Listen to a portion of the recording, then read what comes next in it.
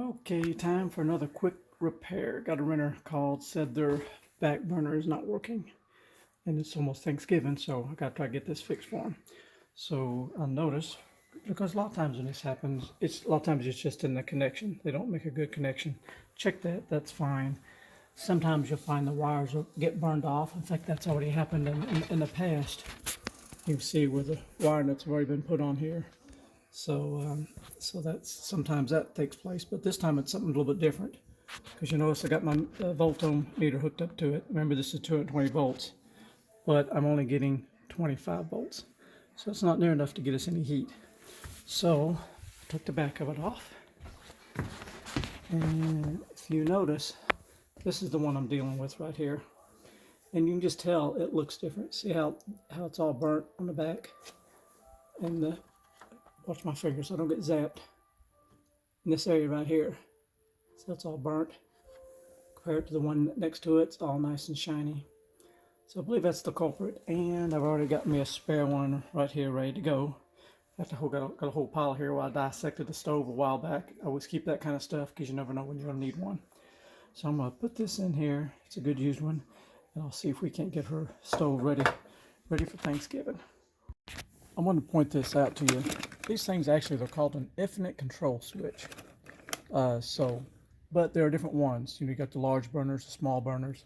It's like this one right here. It's a 4.4 to 7.4 amps. So it would be for the small burner. And if you have a large burner that's not working, you'll need to get one that's 8.9 to 11 amps. Of course, always just go by your model number, look it up, and then just be aware at first glance you may possibly order the wrong one. So make sure you get the right one for your heating element. There you go. And this is a pretty simple process. Of course, make sure you got it unplugged if there's no power. And I'm just going to turn this around here the right direction.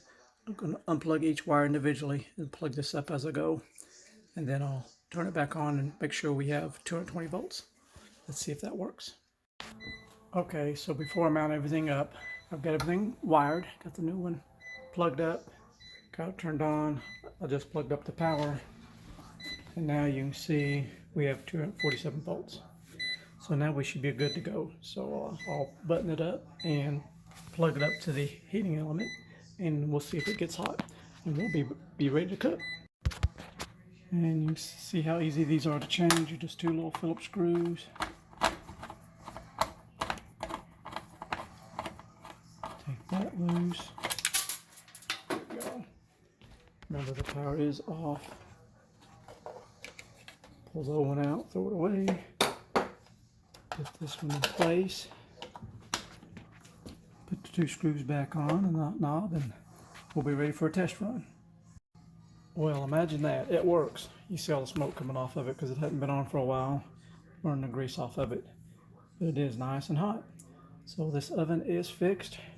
Ready for another. This thing's probably 30, 40 years old. But hopefully it's good for a few more years. And I got all it fixed for the cost of nothing. Didn't cost a thing. Just 30 minutes of time. Now this renter's taken care of. Anyway, easy fix. So when your stove conks out, maybe you'll know what to do, what to check. Oh, smoke alarm. See you, bye.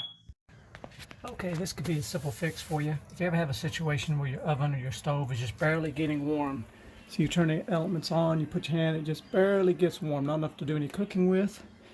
It's usually a low voltage situation. Instead of getting 220 volts, we're only getting 110. So first thing I did, I got back here and I unplugged the cord. And sure enough, if you look closely, see that arcing? That tells us we was losing connection. So we was only getting 120 volts on one leg. And so that was causing the problem with the heating elements. They just couldn't get hot enough, they wouldn't get enough current. So I took the screw off this, and you can see the, of course I got the power off. Of course you can see the difference. See how that one's nice and tight? This one here, it'll get a good connection. This one is not.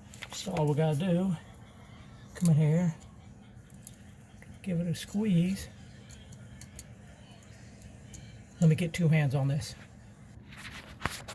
Okay, now you can see when I plug this up, you'll see the jaws open up as it gets a nice tight fit. So that will make our connection good and tight, and we should have a working stove. So I'll put this back together and we'll give it a test. Okay, that did it. She's getting good and hot now. So that's all there was to it. So ideally I'll probably come back and put a new one of these in, but let's just get them back cooking for the night. And I'll get one replaced here in a few days. Get ready, Thanksgiving's right around the corner. Got to get it ready. See you, bye. Thanks for watching.